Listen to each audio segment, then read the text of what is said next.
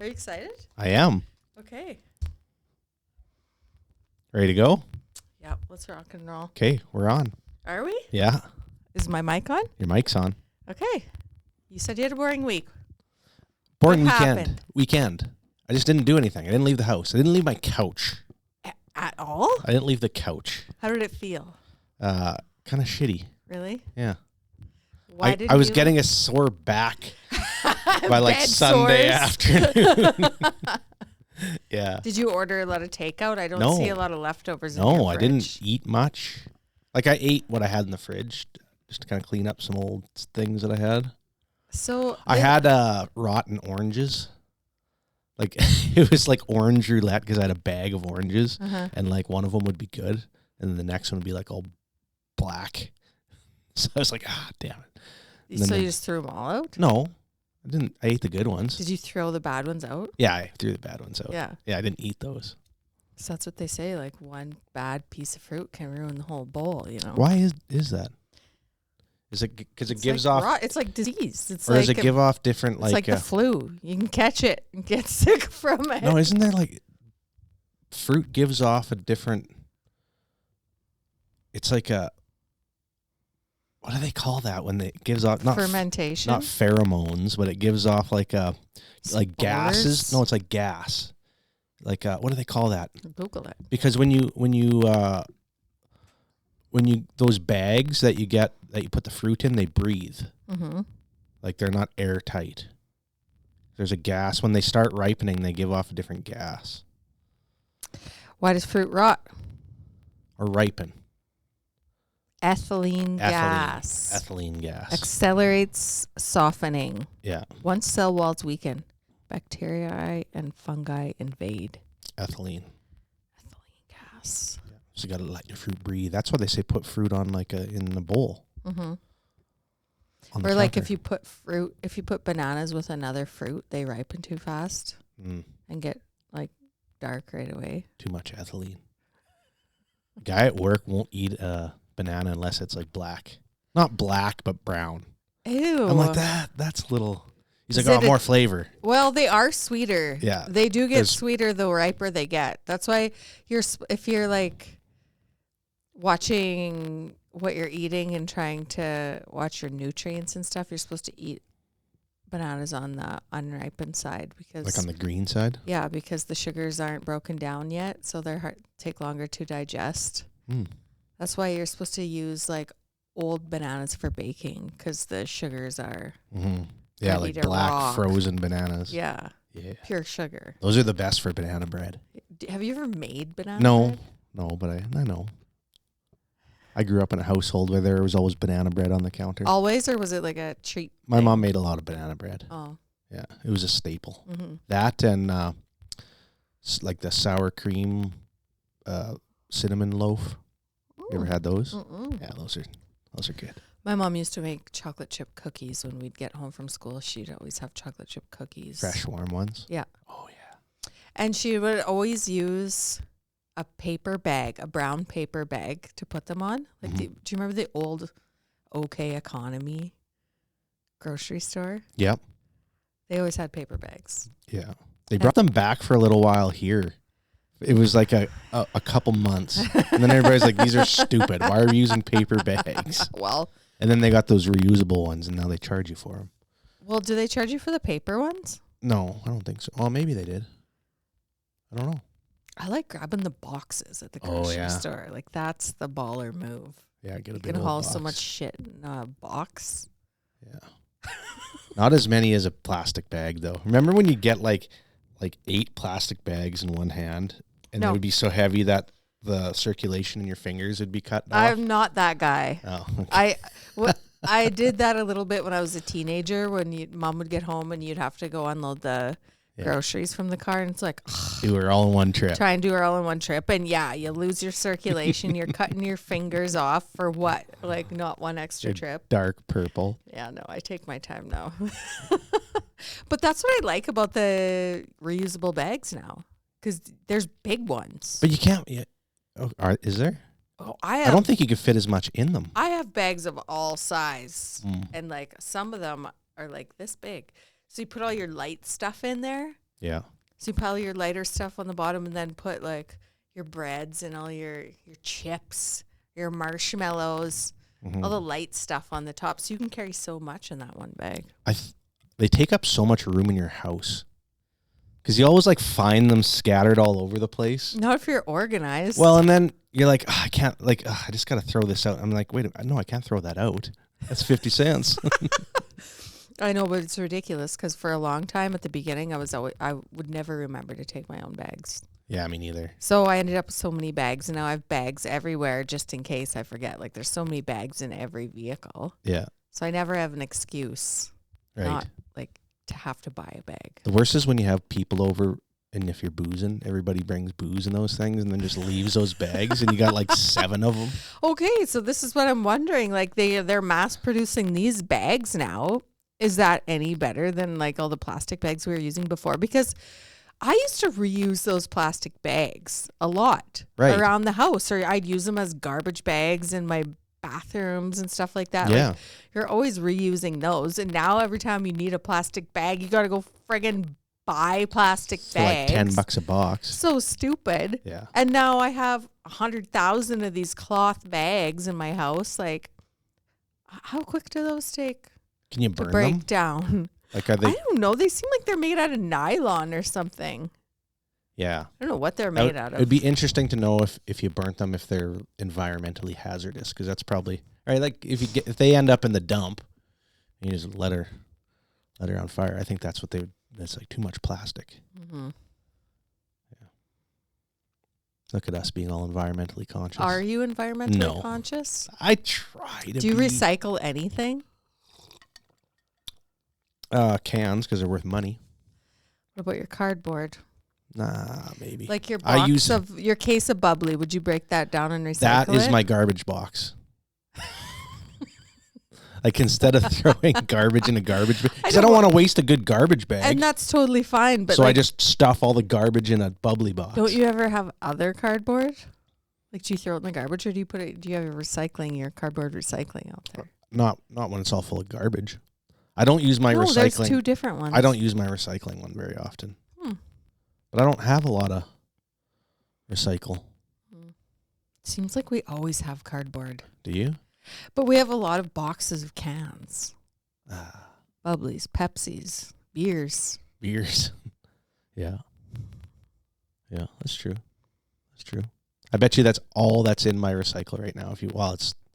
It's empty, Beer? but it would be like beer boxes and bubbly boxes. Do you ever feel ashamed sometimes? Like sometimes I'll walk by the recycle, like because we have a big recycle thing for cans by the door, Yeah. and sometimes I catch a glimpse of it, and I'm like, You know where I always feel shame or pride is when you take all your cans to Sarcan, and if it's like majority beer, you're like, oh man, I had a tough month. Or if it's majority bubbly, you're like, you feel good about yourself. Your gauge. Yeah. I was, keeping her between the beacons this week. Yep. or Judging month. each other's recycling habits now. Yeah. Well, I had big news in my house this week. Okay, let her rip. My daughter finished her exams, successfully finished her program. She has a job. She starts on her birthday. She moved out of my house. She's paying her own bills. She's an adult. I have successfully raised one fantastic adult. Perfect. I'm so proud. Applause.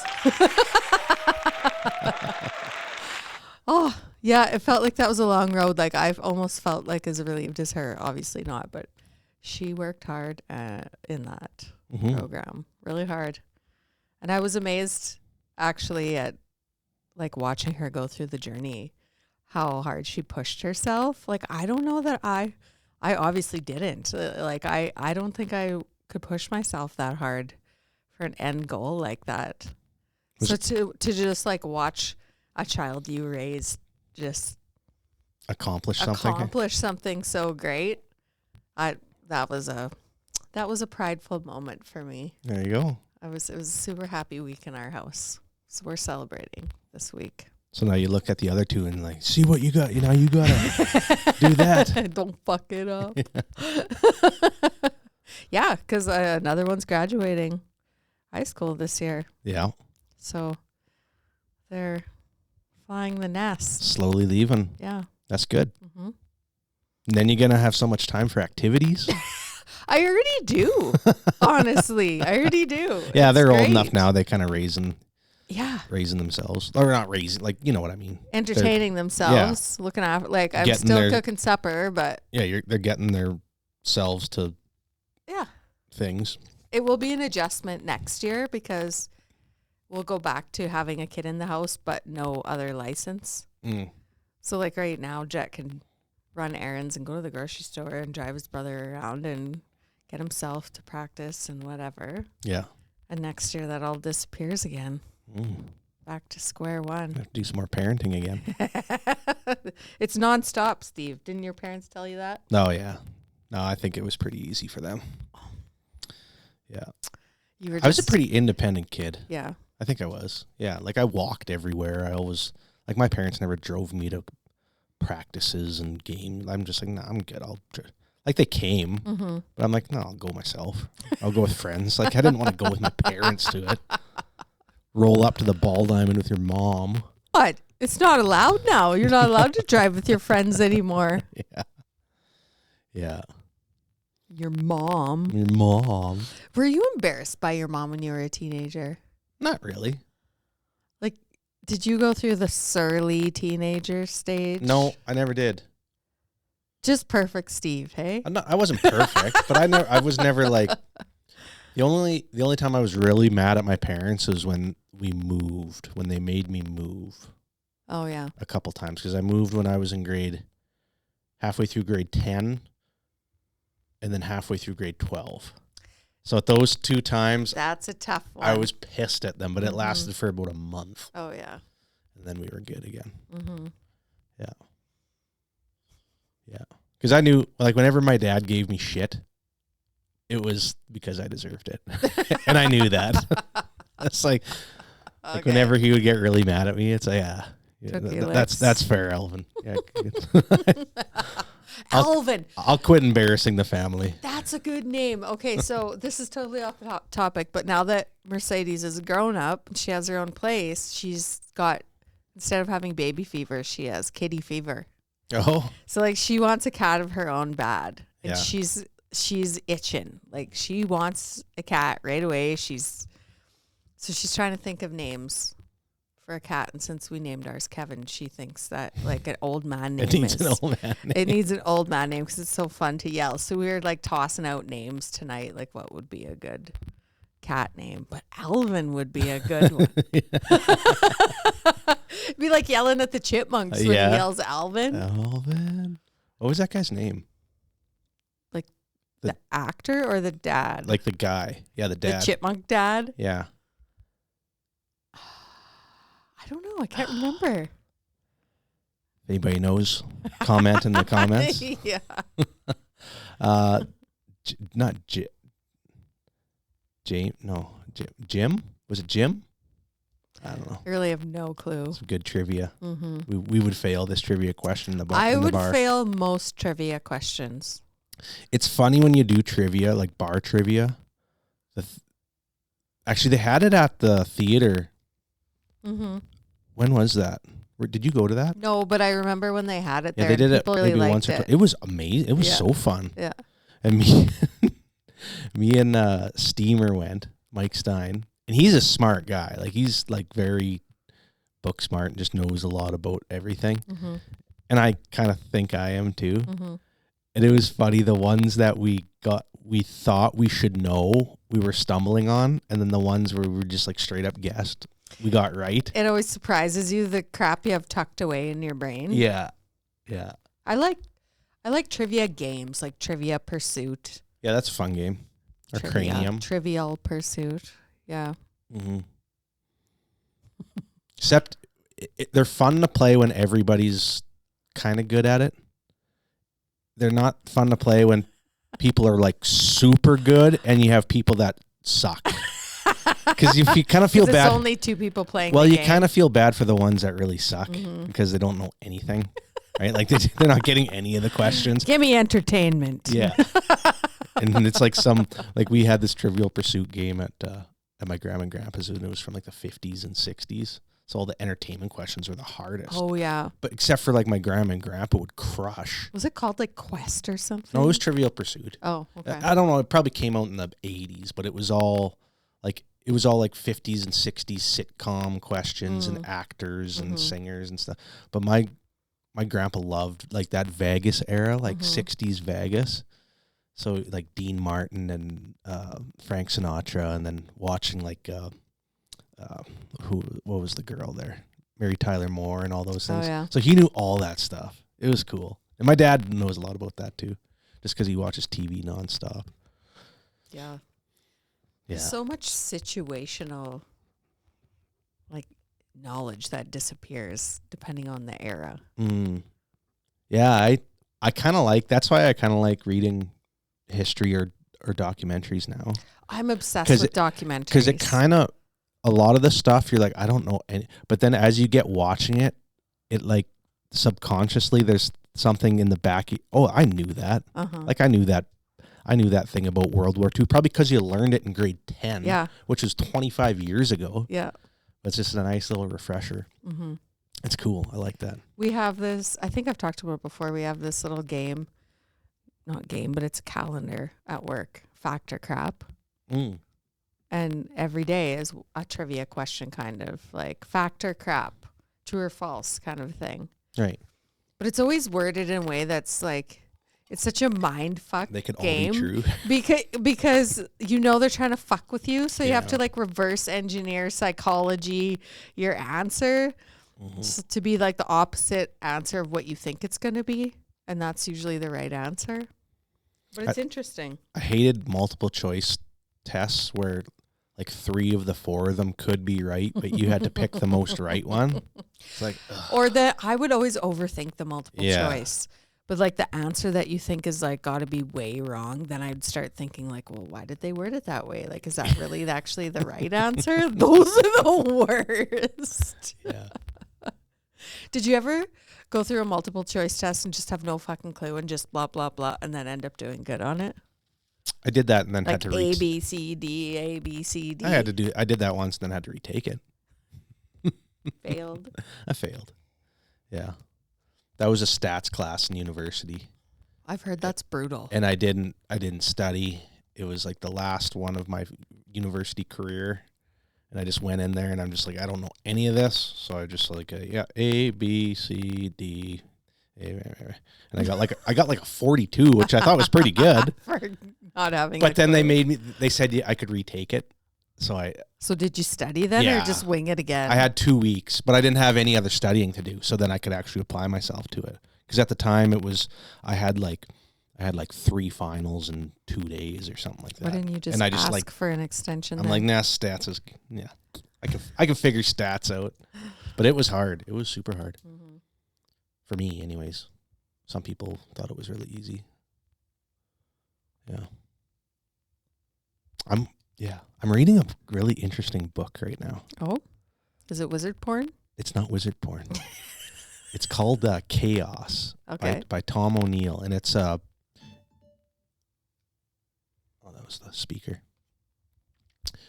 And it's about the, not Marilyn Manson, like the Manson family murders back in like 1969 and how like the way it was portrayed, because I think the prosecutor in the trial was the one that wrote the book that kind of came like the history book about Charlie Manson and the murders, and everybody just took it as like Helter Skelter it was called, and Helter Skelter was like I think Charlie Manson thought that there was going to be a race war and then it was going to be like the end of the world, and then people that followed him were going to live through it, and the people that didn't, and he started a cult, and then he went and killed all those people in Hollywood.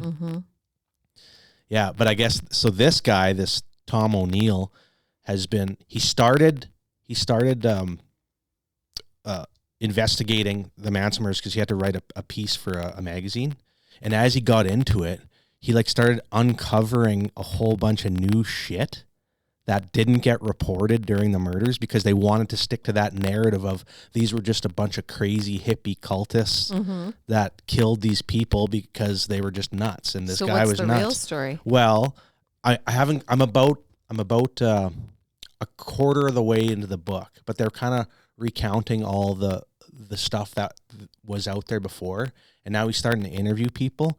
And there's like a lot of people that are tied to like intelligence agencies and people that said a thing back in the 70s when the trial was going on, but now they talk about it and they're like, no, there was this guy that was involved, but nobody ever said his name or wanted to because he was connected to something. And supposedly, like, because before I started reading the book, it has to do with the CIA. They thought the CIA influenced Charlie Manson to maybe do that using LSD because they were using LSD and experimenting with it on mind control. Mm-hmm.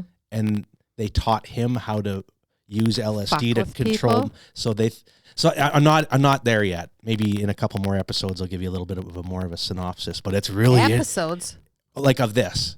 I thought you said you were reading it. I am reading it. No, a couple more episodes like of us. Oh, of us. Once I get more into the book. But yeah, it's really good. How much do you read at a time? Not very much because I get tired when I read. Mm-hmm.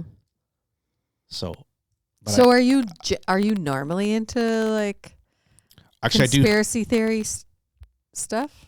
I think they're exciting. I think conspiracy theories are entertaining. Mm-hmm. I know that most of them are bullshit.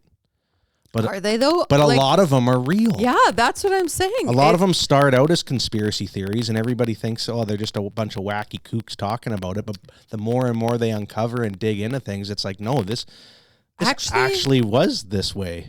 Yeah, like I kind of stopped myself from getting down rabbit holes and watching that kind of stuff because then it started making me question everything. Absolutely everything, which was making me miserable. Yeah.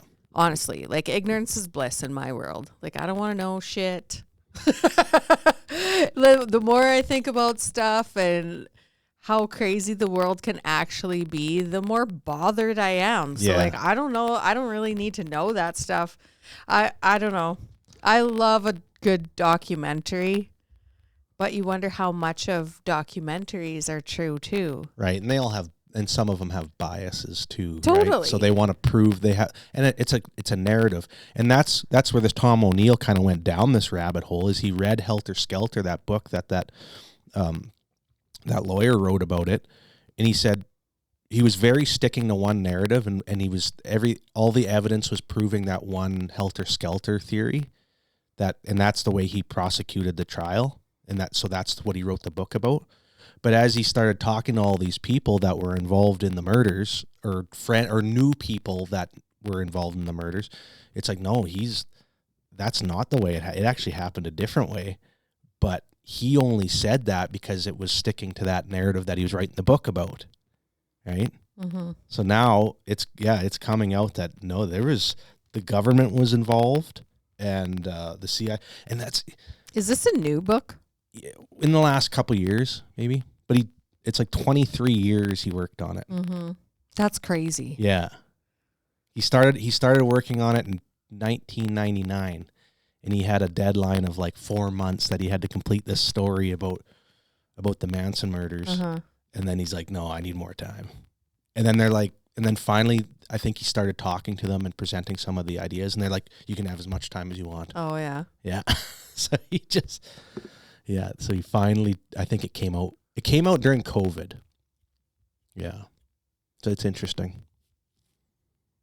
Yeah, because, I don't know, cult mentality? Or just the way, because I watched that documentary about the Waco cult. Uh-huh. What was that guy's name? David, I forget what his name was. But just the way that those guys can just... the control they can have over human beings that were just totally normal human, like those people in the Manson family. One was like a captain of a football team. The other one was a prom queen. The other, like, they were all like popular, normal, like like southern, white folks from good towns. Okay, but look at the conspiracy theory about Hollywood and all the high ups and how you never think looking at them that they would be involved in any of the shit like the Epstein files, and then all of a sudden, right, that comes out. It's like people are just people. Well, and that's like a lot of this man, because he was very involved in Hollywood and the music scene, right? Because he wanted to become a published musician, and he started hanging out with, is it Dennis? Who are the Beach Boys? What was his name? Fuck, I'm bad with names. Brian Wilson. Dennis Wilson. Brian Wilson? Or Brian and Dennis, and Dennis were brothers. Dennis was the drummer.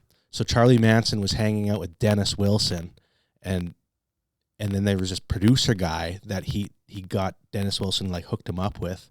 I forget his name. Melcher was his name. And this guy's like, yeah, and he kind of just humored him. He's like, yeah, I'll let you try out. And he went out there and he let him sing some songs for him. And he said, yeah, you're pretty good and all that. And then Charlie Manson's like, oh, I'm going to get a deal. And then this guy's like, no, I'm not fucking giving you a deal. You're not that good.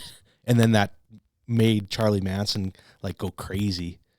And then he's like, fuck the society and the... That was the trigger? That was part the start what? Of it. Yeah. He was psycho. Well, he was a psycho clearly. Cult leader. Yeah. But, like, I wonder what that is psychologically that makes a person, number one, want to, and number two, believe that they can completely take over another human being, which they do. Yeah. Well, that's what cults. Yeah. Those cult leaders do. But it's insidious. It's slow. Yeah. Grooming. Yeah. Patience. Well, long game. They said he got them, like, they partied all the time and had a lot of orgies and sex and just was, like, all pleasure based, right? And drugs and alcohol. And it was just like pleasure. Mm-hmm. And then that's how he kind of started to control it. And then he took it away, and then they wanted it again, and then he had them. Mm-hmm. And then they would do whatever he wanted. That's what the devil does, Steve. Well, he said he was God and the devil together. That's what he was. Yeah, he was a weird dude, man. Charlie Manson. I'm so confused by life. Yeah. Like, the more I start critically thinking about things, the more my brain just wants to shut down. It feels like it's just like the way everything is connected in a roundabout way. Yeah, like you get watching all these different documentaries, and there's like certain threads through all of them of human nature. Mm-hmm. Like, I was watching a documentary on life after death because I'm like obsessed with near-death experiences and what people say is on the other side, and how it's same with UFOs, like how so many people can have the same story, but have never met or live in different eras, and like all the unexplained shit out there, that there's eyewitness accounts and people that could never have corroborated their stories. Right. Stuff that seems unbelievable, but yet it's possible, just not in a way that we as human beings understand. Mm-hmm. It's just like my brain just explode. Yeah, it's interesting. I watched the movie Casino on the weekend. Okay. Have you ever seen that? I watched I laughed because it came out in the 90s. 95. Yeah. So I was 15 in 95. Okay. And me and my friends just wanted to watch it. We rented it, put it on after school one day at my house. My dad came home and we were watching it, and he just lost it. He was like, what is this on the TV? You can't be watching this. Shut this off. I never want to see this in my house again. So I never did finish watching it. Yeah, my parents, because I would have been younger, I would have been 10. Yeah. And then I remember it was always in my grandpa's basement. But my grandpa and grandma and my dad would never let me watch it. Yeah. Because there's like Al Pacino says fuck every 2 seconds. Yeah, and which now seems like nothing but... And there's a lot of killing and hitting guys in the hands with hammers. Yeah. There's this one scene where he puts... Joe Pesci's character puts this guy's head in a vice and he pops his eye out. Mm-hmm. Oh, it's pretty gruesome for the time.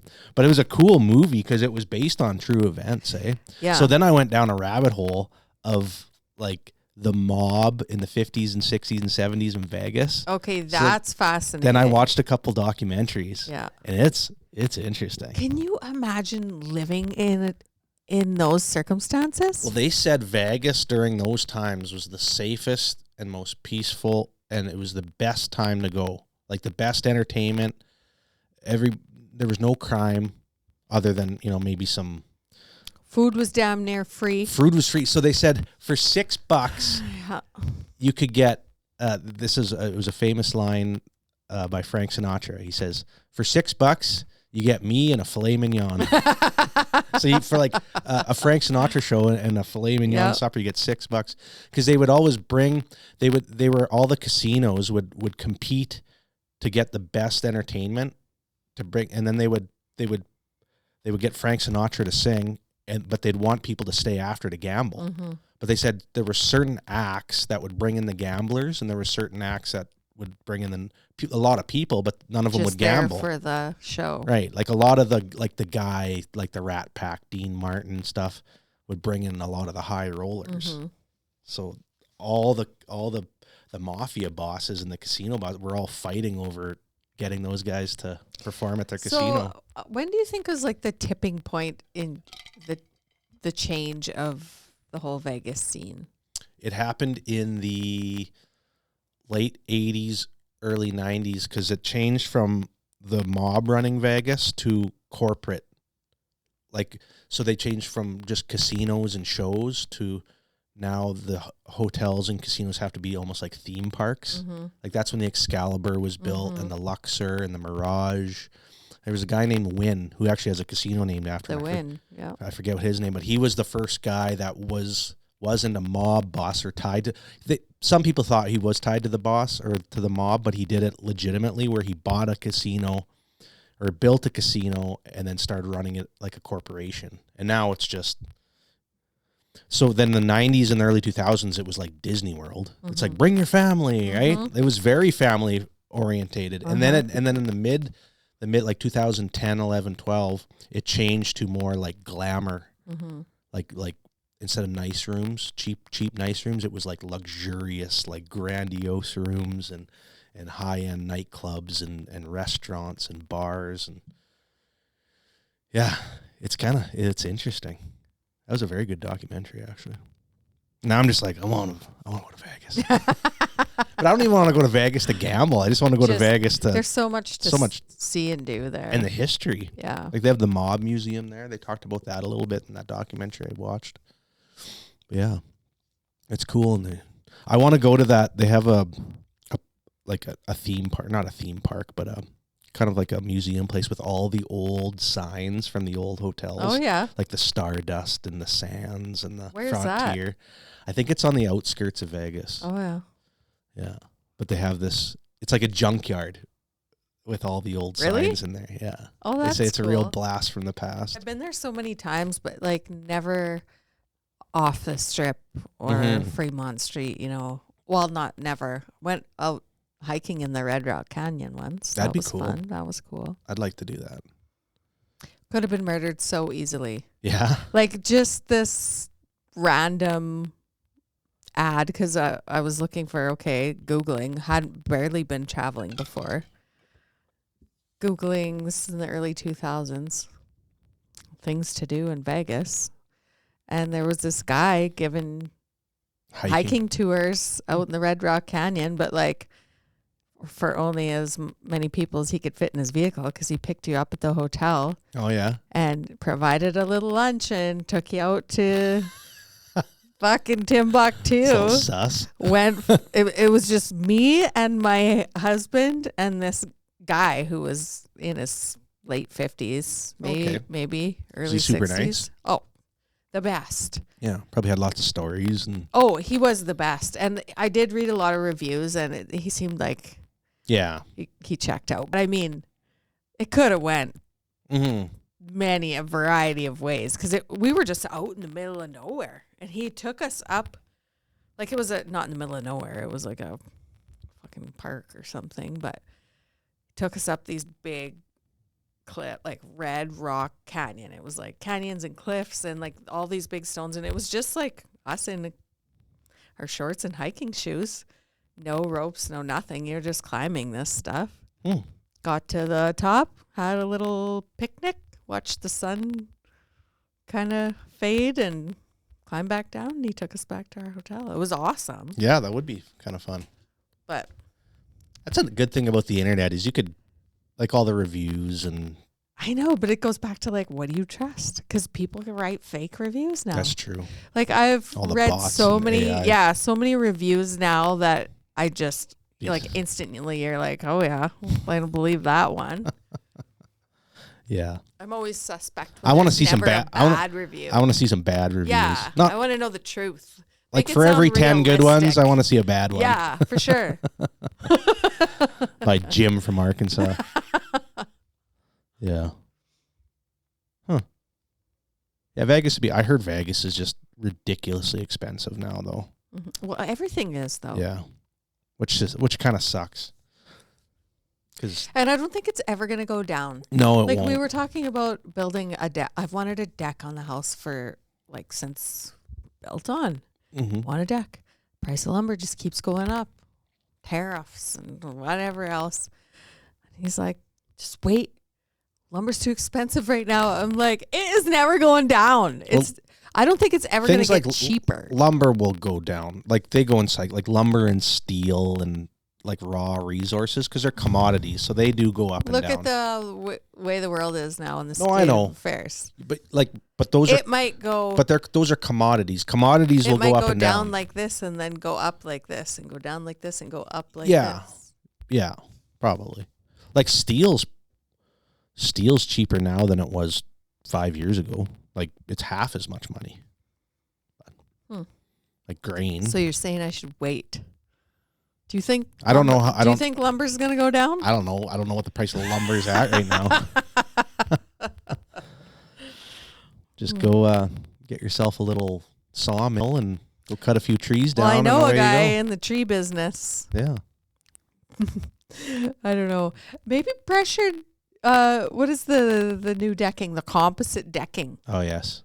Is the way to go, even though you got to remortgage your house to that get stuff's expensive. Yeah. And it probably won't go down. But it would be worth it. It's plastic. You never have to redo it. That's true. Look how often you have to redo a deck. Yeah, nice. A new wood deck is nice for 3 years. Not even. Like, I feel like every year or two you got to do some kind of maintenance to it. Stain it, paint it, weather strip it. That used to be the job when we were growing up on the farm. Every summer there was something you had to take that old wire brush and just scrub all the old paint off and repaint. That's how we made our money in the summers on the farm. Because you couldn't, it was too far to drive anywhere to have a summer job. Right. There was nowhere in Statham to get a summer job. Mm-hmm. So you're either babysitting somebody's kids or you're scraping paint off the bins. That was my job experience. It's kind of lucrative, though. It's pretty. It's not bad. Yeah. No, I used to babysit for like $2 an hour. Like, it was like the 90s. Like $20 a night type thing would be 10 to 20. It would depend. This is the thing. It would depend because 10 was a big. I remember getting $10 when I was babysitting. Nobody ever had the balls to like ask up front how much you were getting paid. Yeah. You would just wait till the end of the night and just fucking hope and pray, and like you'd hear through the grapevine if somebody was a good payer. Yeah. But usually, like, my mom was friends with all the cheapskates, so like they'd be like, "Yeah, get Andrea to come over and babysit while we go out curling this weekend," and I'd stay all weekend and I'd clean the house, look after all the kids, and get like $15 at the end of the weekend. Next time you go over there, you just raid their fridge. Oh, yeah, I did. I ate a lot of ice cream out of freezers. Like, what do people pay for babysitters now? I have no idea. But when my kids were little, I was willing to pay a lot because if you found a good babysitter that they were low maintenance and they did what you asked and they didn't pull stupid shit. Right. You wanted to keep them around because it was hard. It's hard to find. Yeah, like I'm totally naive on this. So if you get somebody, like say for 8 o'clock till 2 in the morning, you really want to go whoop it up. That's 6 hours, right? 6 hours. Maybe $10 an hour. Is that normal? For sure. Like when my kids were little, I would pay at least $10 an hour. When you were when my kids were little. So like I would 15 pay years at least ago? $10 an hour. So is it more now? I would assume. So like $100?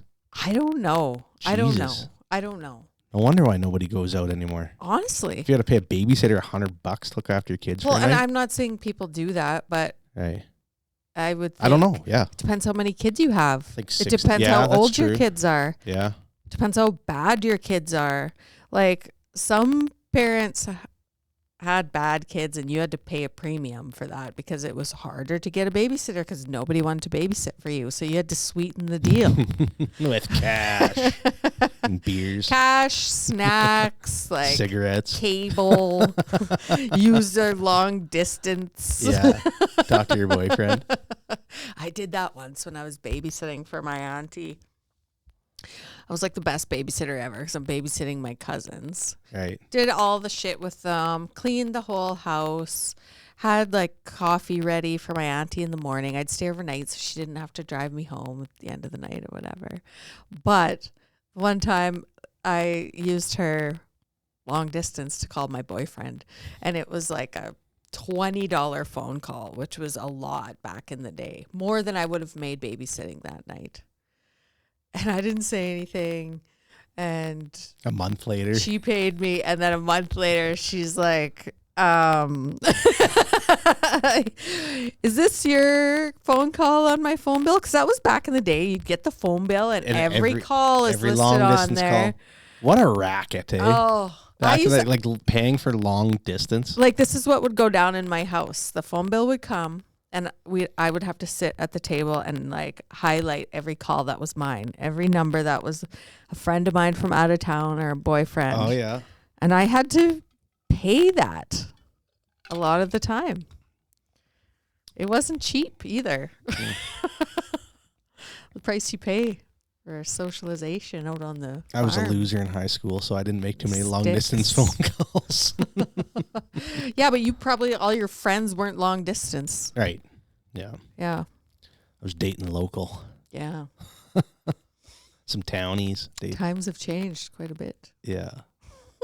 That's funny. Did you ever have a bad babysitter? Do you remember getting babysat?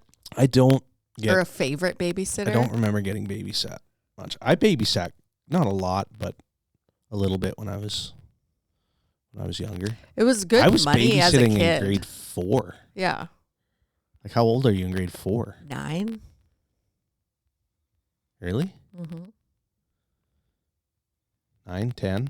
Yeah, I remember living in Lemberg, and where we lived, right next door was my mom's like best friend, and she had at the time just one child, and she was the same age as my sister. So yeah, so when they went out, but in a town of like 400 people, I'd go over there, and the girls would play, and you'd watch TV. Yeah, and then I'd just fall asleep on the couch, and she'd come home at night and wake me up and give me, I forget what it was, 10, 15, $20, and take my sister and go back next door. Perfect. Yeah, it was a good gig. Had it easy. Yeah. I used to But no, that wouldn't happen now. Like 9-year-old kids don't babysit 5-year-old kids. No, things have changed. Yeah. Well, I guess in some situations they probably would. People won't even let their 9-year-old kid walk downtown and back. Like to get candy. Candy. I went for a walk the other night. Oh. And I walked by, it was awesome. It was chilly though. It was like +2. But anyways, I walked by the service station downtown, that Domo. Mm-hmm. I'm just like, I was getting a little snoopy, so I just peeked inside the window. Somebody in there? No. But there's like chocolate bars and chips on the rack, but there's a layer of dust over everything. Really? Like it looks like it just abandoned? Abandoned. Like I don't think anybody's been in there for Who owns it? Do you know? 4 years, I think. Some new Canadians. You know who owns it? I don't know who owns it. But remember they opened it for like a day and Free gas. it was free gas, and there was a lineup all the way down the street. Yeah, Like I do remember that's that. the last time I think they were open. Really? But there's still 5-cent candies in the, like they had one of those 5-cent candy boxes. So were you like really tempted to break in or what? Did you Imagine- check the door? Imagine how hard those 5-cent candies are and how stale those chips are. But yeah, it looked like they were kind of setting it up to be a little convenience store, but they just abandoned it. I think that's a great spot. You know, if you're It's right across from Red Apple. yeah, but for But that also has tons of convenience store things in it. but like 5-cent candies and if you had ice cream in there, maybe just a little coffee shop. Like we don't have a coffee shop downtown anymore. That if you just had There's a reason. no, but if you just had like a pot of coffee, it's like hey, like $2.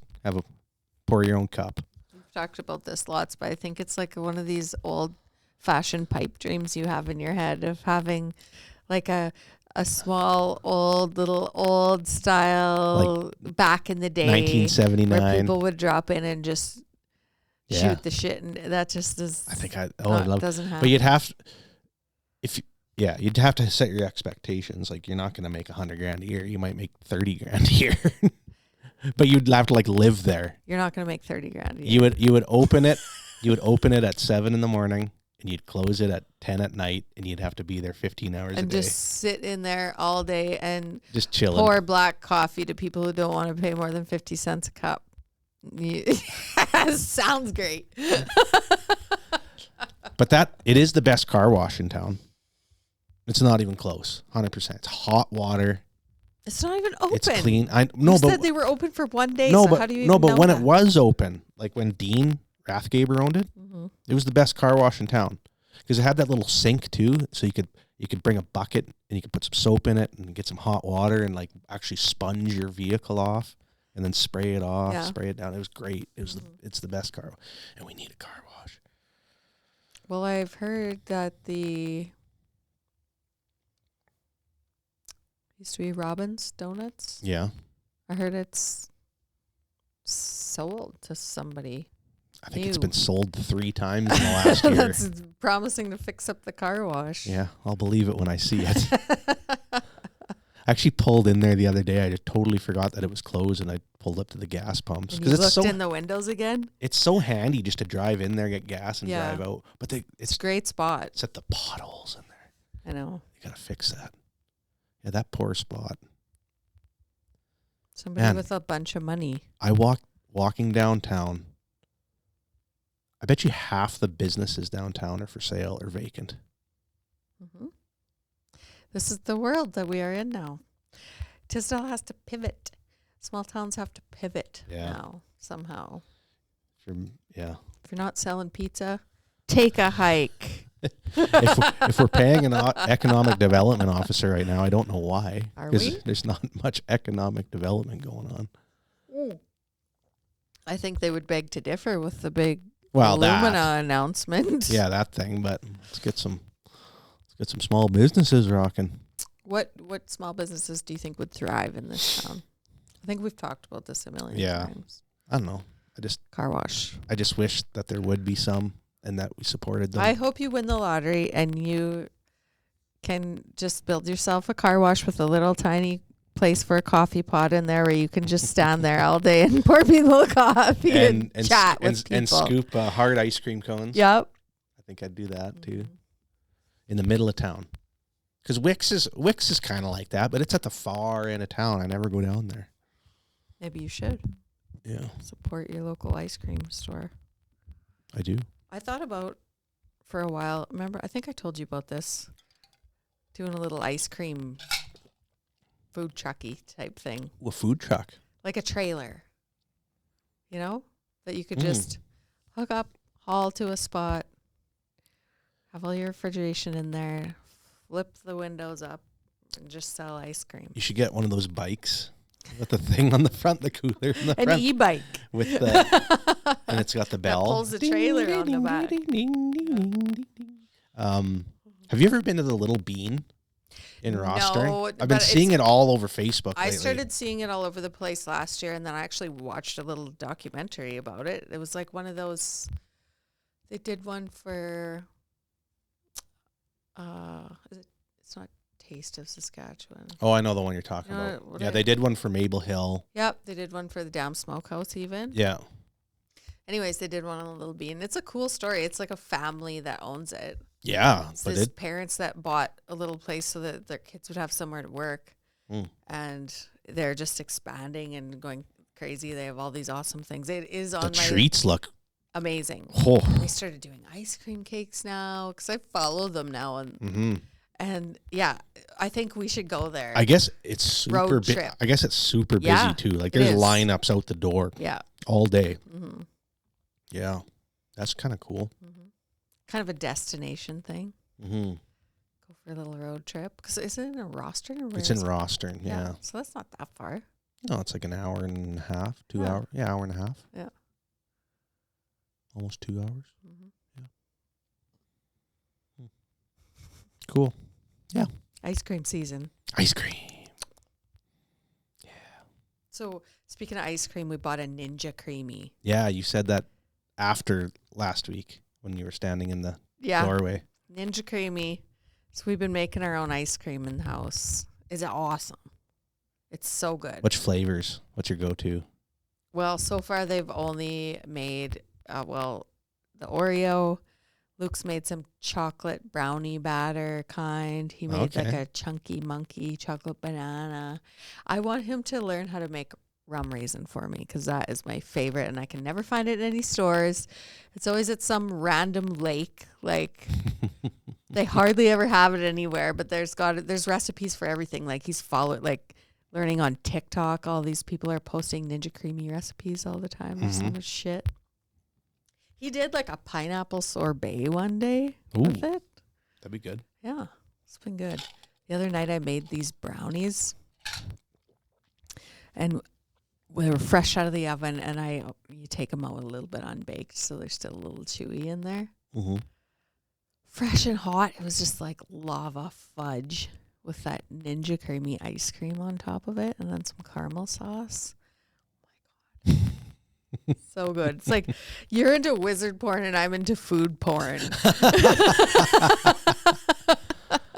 Like at work, if I'm like, I need a break, I used to sometimes I'll just go on Facebook and scroll like kitties and puppies will come up on my feed, like all these vet clinics and like rescue clinics and stuff. And then eventually my algorithm started changing to food and like people making really cool food and different presentation of stuff and Yeah. cool recipes. And it's just like, I can just sit there forever. And like, cause editing's so awesome. You don't have to watch the full painful process of something being made. It's just like they snap their fingers and something is ready there like that. But just how creative people are with food blows my mind. So fun. I watch a lot of meat getting prepared, like like guys smoking things. Yeah, that seems like a guy thing. Because they start with it like, okay, they're preparing it, they're seasoning it, and they're wrapping, and then all of a sudden, and then they open it up and then they cut it. Like men get passionate about meat. There's this guy, and he's called the Bearded Butcher. He's like a good looking dude with this big beard, and he's kind of like Jacked. in good shape.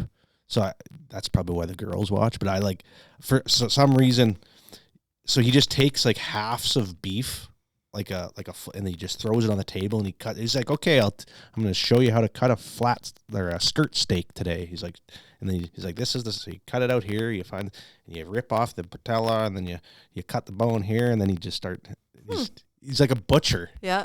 I find it so Fascinating. Yeah. Interesting. Because you're learning something. It's like that's where that comes from. You're learning, but you're entertained. Yeah, like a ribeye steak. Yeah. He's like, today we're gonna make some filet mignon, and That is cuts it cool. all That would out. be cool to know because I know nothing about like cuts of meat. Yeah, it's cool. It's cool. Speaking of that, The Bearded Butcher. we were talking about our next show being a cooking show. Yeah, Remember next week. this for Yeah, Cinco de Mayo? we should. Should we? Yeah, and we don't even have to cook. We just have to make pico and Pico guac. and guac and drink Coronas and Yeah, I'm in. be festive. Let's do it.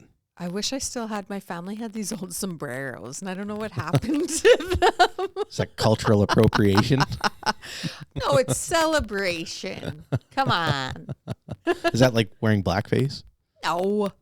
You think so? I don't know. Are you scared? Some people think it. Wearing a sombrero? No, I'm fine. I'll wear it. Well, how come people wear cowboy hats that aren't real cowboys then? It's different when it's like, it's not culturally appropriating if It's a cultural thing. But if it's cowboy hats. It's all about race.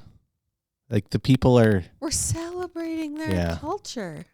You know how the lefties are. Fine, I won't wear a sombrero. Why are we allowed to make pico and guac then? Is that cultural appropriation? There's just like the best Mexican restaurant in the world, I think, is in New York, and I forget what the guy's name is, but he's just like some white dude from New York. But he went down to Mexico and he loved Mexican food so much, and he got taught by all these famous Mexican food chefs down there, and he like really, and it's all authentic, like the best stuff. And now he's got this amazing restaurant. I think it's in New York, but there's so many people that are mad at him because they think it's like, oh, that's cultural appropriation. Like, leave the Mexican food to the Mexicans. Like, you can't take that over. It's like, are you kidding? Oh, the guy just loves Mexican food. I'm sick of people. Oh, people are the worst. I fucking hate, honestly, I heard, okay, I want to run this by you because I was talking about it with Pat today at work, but I heard this thing. I forget where I heard it. It was a couple weeks ago, but they said society has gotten shittier in the last, say, 10 years because just wait. I agree already. Because we got rid of all the Karens. What do you mean? Like, you know a Karen? Yeah, but what do you mean we got rid of them? So you know how I feel like everyone's a Karen. Right? No, but you know when a Karen's usually a girl and she's like a bitch and she, like gives you shit over something. Uh-huh. But now we've kind of, as a society, we're all Karens. No, but we've made fun of them so much that they're maybe not being as Karen-y anymore. But because of that, nobody's getting in shit for doing shitty things. So society's getting worse because the Karens aren't being Karens.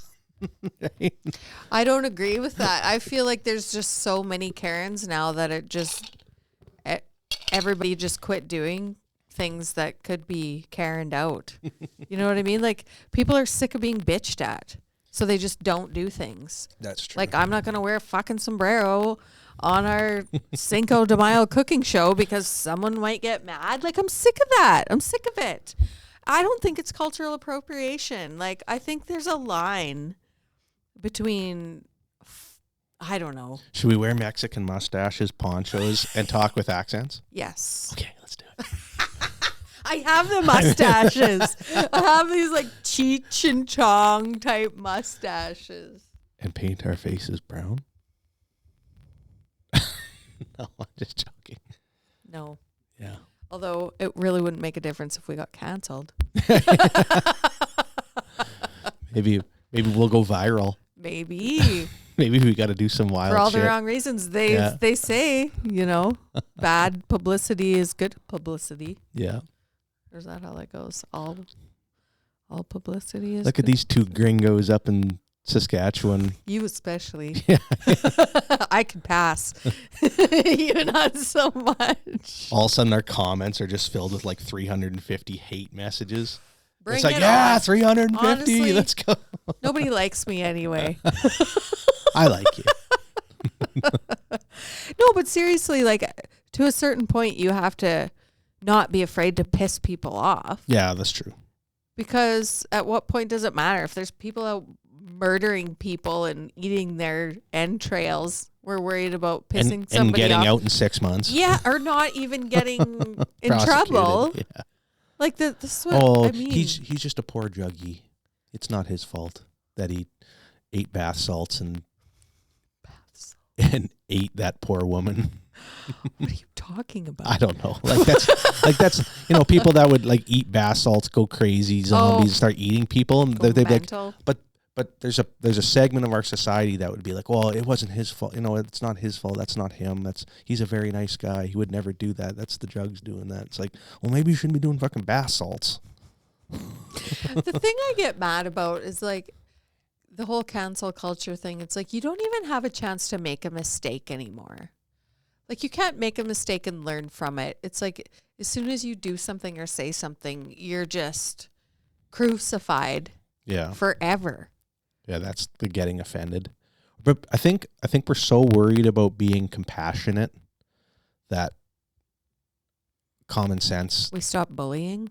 that like we're so worried about bullying now Yeah. and stopping it and being compassionate, being nice people, that like common sense and discipline and those type of things, like sometimes a kid needs to be smacked around a little bit.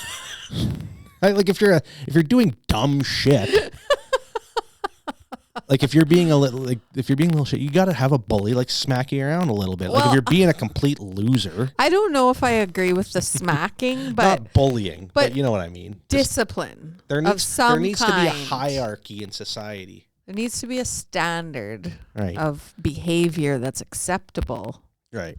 But the trouble is everyone's so different now, and everyone's special. Mm-hmm. And everyone has different standards and expectations. So this is the world we live in. And this, when we put ourselves out there on the internet, this is what we ask for. Right. You know, like otherwise we could just be sitting here talking to each other. Right. But we're inviting commentary, even though we have to dig and claw for it. I don't know. I if somebody thinks different about what we say, I guess the only thing I have an issue with is like, don't like scream and yell and chastise me for having a different opinion and being maybe it is maybe something I say is very insensitive. Mm-hmm. Like you can call it out, but do it in a way like, Steve, that you maybe shouldn't say that. That's not, we shouldn't be thinking that way. It's like, oh, my bad, yeah. But it'd be like, Steve, like, I can't believe you said that, you racist pig, right? Like, well, now it's just going to make me want to say it more. I don't know. I just think everybody could get along better if we just learned to laugh at ourselves a little bit more. Right. Yeah, there's a... Like, everybody takes everything so seriously. So seriously. Even... okay, you might disagree with me on this, but even like I'm getting sick of sports commentary. Like watching baseball and hockey, I love to watch the games, but I don't need to listen to like 8 hours of some random people's commentary just digging it apart and picking everything apart piece by piece and what did it mean by this and what's he trying to do here and what's his mentality and what's going on behind the scenes. Like all this shit is like, can we just watch the game and just enjoy the game? Do we really have to go into all the background of every little play that's ever been made? Yeah, that's true. We almost need like a newer Vin Scully. Remember him? No. He was the Dodgers play-by-play guy, and it was just him. He never had a color commentating guy. So he would call the game play-by-play, but then he would just tell like a 5-minute story about the shortstop. He's like, this is Stubby Dobbs, and when he was 6, he went to the school down the road from... Like, and he would just like go off on a tangent and just like tell a story about one of the guys. Well, and I like that. And they still do that in the baseball games because there's time because it's a slower game. Yeah. You don't get that in the hockey games or whatever. But then what I'm talking about is like in between periods and before the game and after the game and all the sports podcasts and all on the pregame show and the postgame show, like everything, it's just beat to death so all these people can have a career in sports. Yeah. It's just like, I'm just like, doesn't anybody get sick of hearing the same things reiterated? Oh, like how many things can you say about one game that happened? I don't know. Sports analysts. Yeah. There's some sports. It seems repetitive. There's some athletes that, remember Joe Biagini? No. He was a pitcher for the Jays like maybe 10, 15 years ago. And he was just like a complete odd duck. Like they would ask him a question about the game and he would just start talking about something totally like random just to like, again, kind of kick the norm. Yeah. And you can tell, like, that's what he was doing. Well, good. Like, he'd talk about, he'd be like, what do you think of your curveball today? He's like, you know what? I cooked a steak last night, and, it was medium rare. I was going for medium rare, and I think I got it a little overdone, Jim. And he's like, what? He's like, okay, that's awesome. like, it was hilarious. Because that's what I get annoyed with. It's like all these post-game interviews. Yeah. They ask them the same questions, and they're such leading questions. Yeah. It's like, well, and then they have the same canned answers, because a lot of them, it's all the same. like, a lot of them get taught media training when they're Yeah. like 12. Yeah. Like, I bet you some of these kids that are 10, 11, 12, 13, 14 that live in Tisdale that are playing like summer hockey and competitive hockey and stuff are getting taught media training. Mm-hmm. Like how to talk to, like how to be interviewed for between the first and second period. Yeah. That makes for such Like, boring oh my content. And it's all the same. Like, It's I all- just wish people could just show just up and be yourself. themselves. Be yourself. Yeah. Who gives a shit if you say something that Be isn't- stupid. Yeah. Be funny. Be boring. Whatever. But Yeah. just be like, don't say the same old thing over and over again. Like those press conferences after the games. Yeah. The questions are predictable. The answers are predictable. Nobody has any emotion in their voices ever. It's just like... Another thing I don't like is the cadence of somebody calling a hockey game. It's like, coming down the right side, and he passes it over to Jones. He back to Crosby, and then he shoots it up the board. It's like the same. And then they get really excited, and then right away it wasn't a goal, so it's back to the same stuff again. I know, but it's all the same. Yeah. Like the guy, like when you listen. You ever listen on the radio to? He's probably a great guy. And I don't want to throw anybody on the bus here, but the play-by-play guy for the Melfort Mustangs. No, to be honest, every time I turn on the radio and there's a hockey game on, I get mad. Yeah. I'm like, I turned it on for music. Yeah. The best guy was the play-by-play guy for the Saskatoon Blades. He was good because he actually did sound a little different. I think you can definitely be good at it. You can be talented at it. But yeah, the trick is to not sound like everybody else. Yeah. Or when they start trying to have all their own signature phrases and stuff all the time. Yeah. Like I even started getting annoyed with Buck Martinez when he would do the old get up, ball, get up, ball, get up, get out of here. Like it was good like the first time. Yeah. But then it gets overdone. Yeah. And you watch it 162 times a year. So yeah. Yeah. Yeah, no, there definitely is a need for a shake up in sports. I've been watching a lot of playoff hockey this year, and the TNT broadcast, like the Hockey Night in Canada one is Ron McLean and those guys, and it's just like Elliot Friedman and Kevin Bieksa, and it's just the same this every is when game. I started bitching was when I was listening to them, and I like actually. Like Paul Bissonnette and the American guys, like from TNT, because and Mark Messier and Wayne Gretzky and those guys, because they're a little bit more casual, and they're not like they're talking. What did Bissonnette said about the Phillies the other day? He's like, they're just a bunch of or not garbage, but he said something that we're like, oh Jesus, I can't believe you said that. But like that's really why calling him out. That's why people want to tune into stuff. They don't want to hear the same crap over and over and over again. Yeah, the same can. Oh, Kelly Rudy, that's the other guy on Hockey Night in Canada.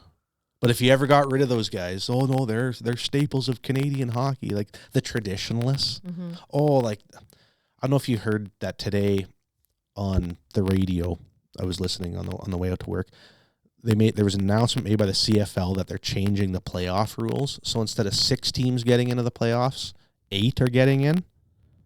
So there's only how many? I was going to say there's only 9 teams in the league, so everybody's going to get in. But dumb. Whatever, it is what it is. But just the fact that like they have to make changes in that league, I think they do. And then when they made a bunch of rule changes in the summertime. Like they're announcing they're shortening the field to 100 yards Yeah. instead of 110, Uh-huh. and they're moving the goalpost back 10 yards so they're not right at the front. Mm-hmm. And the people were just enraged. Like, oh my God, this is going to ruin the Canadian Football League. You're just going to make it like Well, change is hard. it's Like I was bitching about the being able to challenge the calls in baseball, but I actually, now that I've it's watched the enough best. of it, I understand where they were going with it.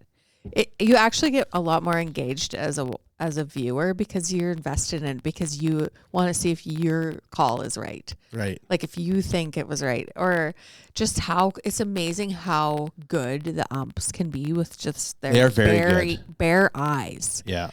Like it's one thing to see it on the screen with the box and be like, oh yeah, look at that. It was clearly a ball. But when it's coming in at 100 miles an hour Yeah. and you can tell that it's that close or Yeah. in Like the on those zone or out of the zone. on those your borderline eyeball. ones, they're like 90% right Yeah. most of the time. Yeah. And that's, I think that's cool. Yeah. Or when everybody's standing around watching the screen, waiting Yeah, to find out, it does add a level of excitement to the game. It does. You know what I like about it? Because it's the anticipation. The anticipation is there of a challenge. Yeah. Like every pitch. Yeah. And you're like, oh, that was a close one. And the guy's like, no. He's like, it's too early in the game. I can't challenge you yet. even judge when they decide to challenge Or it's like, not. no, that's for sure outside. And then it's not, and they're like, ooh, and they're like looking at the or at their coach, and they're like, my bad, coach. And the coach's like, son of a bitch. He's know. like, you got to save that for later in the game, Yeah. not in the first inning. So I can admit defeat there. I was wrong about that. Yeah, I think that is kind of cool. Good change. there's not too many changes they've made to the sports in the last, I don't know, 20 years that have been a detriment to the game. They've all made, like the pitch clock in baseball's definitely made it better. Mm-hmm. Like instead of 3.5 hours now, a game's done in 2 hours and 15 minutes. Which kind of makes me sad. You just got to wait till tomorrow at 5 o'clock and another one will be on. Oh my God. I just love baseball season. Yeah, it is good. I enjoy it too. Well, I guess we'll see you next week for Cinco de Mayo. Okay. Which is I'll when? Next find Tuesday my sombrero. or Thursday? Well, the 5th is the Tuesday, but we were going to The 5th. get together on the Monday and tape it. Tape it and then release it. Tape it. Tape it. Record it. Yeah. Release it on Cinco de Mayo. Okay, let's do that. Sounds good. And we'll get some really offensive costumes going on. Mm-hmm. Awesome. Steve may or may not be brown. Yeah, probably not. Okay. See you later. See you later.